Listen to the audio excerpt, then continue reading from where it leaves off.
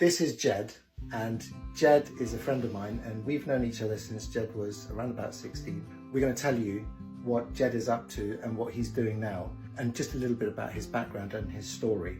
How did we meet? Can you remember? We met, well, the first time we met wasn't doing well at all in school, and my mum brings me around to Marxians, basically to try to give me some direction. And I remember just coming around and basically just thinking, why is this old man speaking to me, having no interest whatsoever in what you've actually got to talk to me about? I was not bothered. No.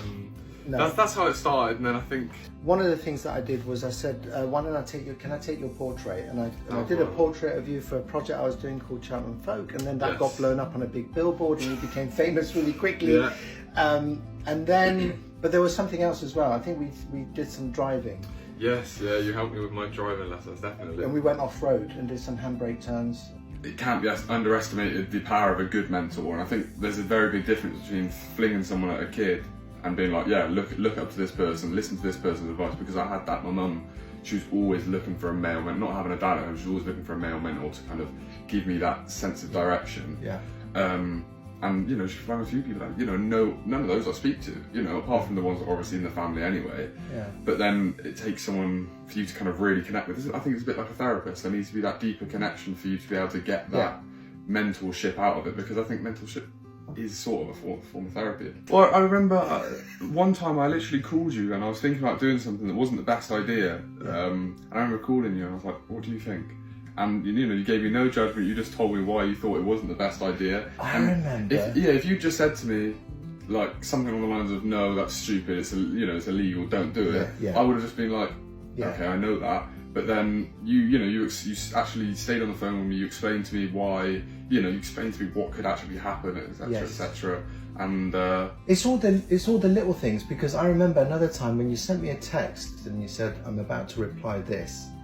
And I was able to, because I'm so much older, I was able to say, if you reply that, this is what the response will be. But if you reply this, you might get a different response. Yeah. It's little things like that. Yeah, exactly. Yeah, and that just comes from being older. You know, just knowing, because you've done it, you've made all those mistakes. Yeah, you got a couple extra years on me. Exactly, just a couple. Yeah. Just a couple.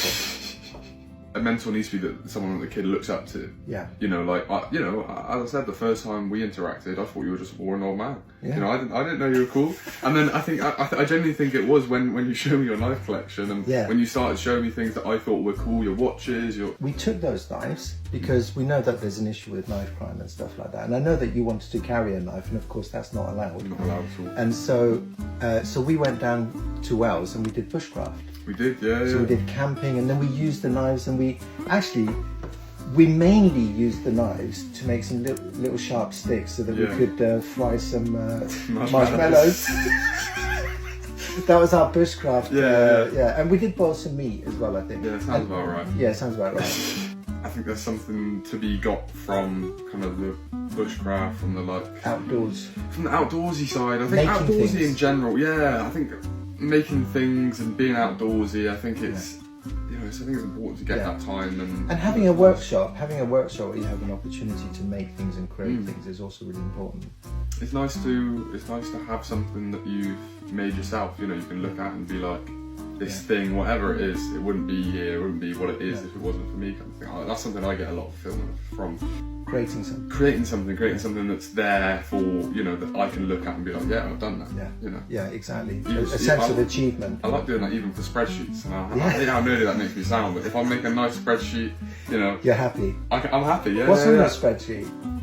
I got one for budget, so it automatically works out the tax. I got one for my job, so sales figures, quantifying what we're saying. It's all very boring to talk about, but I enjoy making it because I can look at it and be like, yeah, I've put my effort into that, It's really good. I like it. You're definitely on it.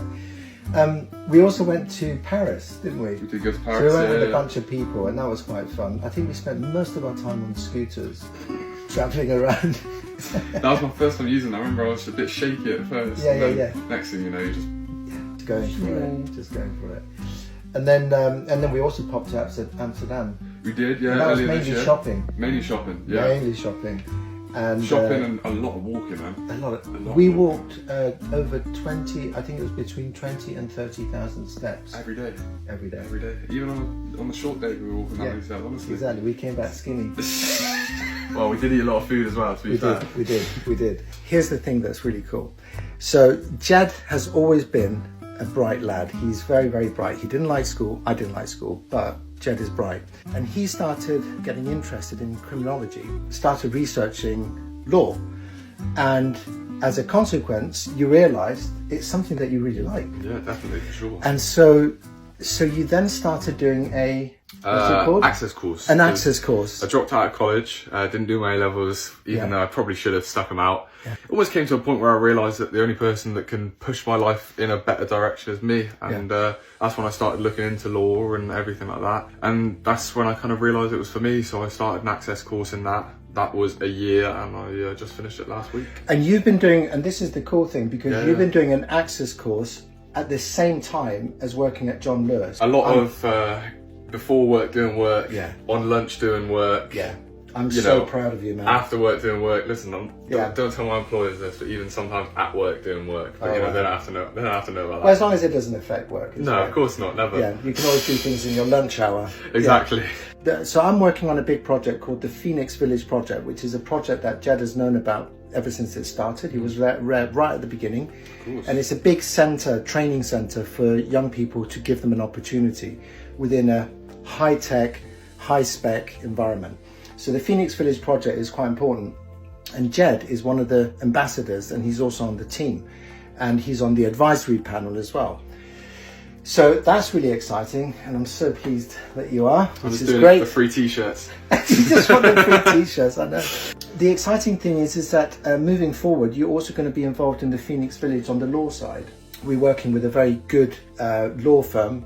Jed's going to be on that team as well. So all in all, mate, you're going in the right direction.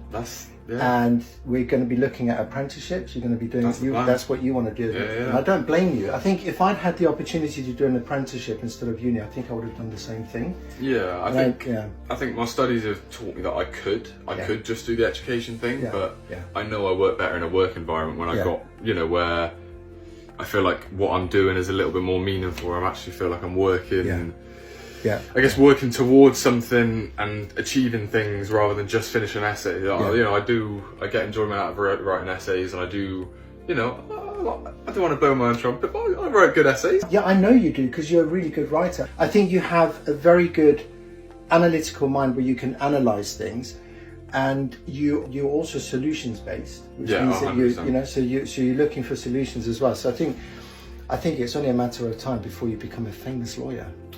I hope so. Wherever I end up, if it's if it's in that field and I've worked hard towards it, that's what I want to do. Something that pays the bills, but also something that gives me fulfillment at work. I think that's something that's very big for me. Something where I'm going to work, coming back from work, and I'm getting something from it. Yeah. No, it's brilliant. I am super proud of you. Thank you, man. It means a lot to hear it from you. Really proud of you, man. And I really wish you all the best. And of course, we're staying in touch because you're an ambassador for the Phoenix Village. And on Monday, if I wasn't, we'd stay in touch, though. You know that. Of course, we're always in touch. And you're also going to be on a call with the lawyers on Monday, which is great for Phoenix Village. Yeah, exactly. You'll be part of the team. It's nice to get a bit more hands-on with my role as ambassador. I love it. So good. Thank you very much. Thanks, buddy. Have a safe journey back to Liverpool. I will. Thank you.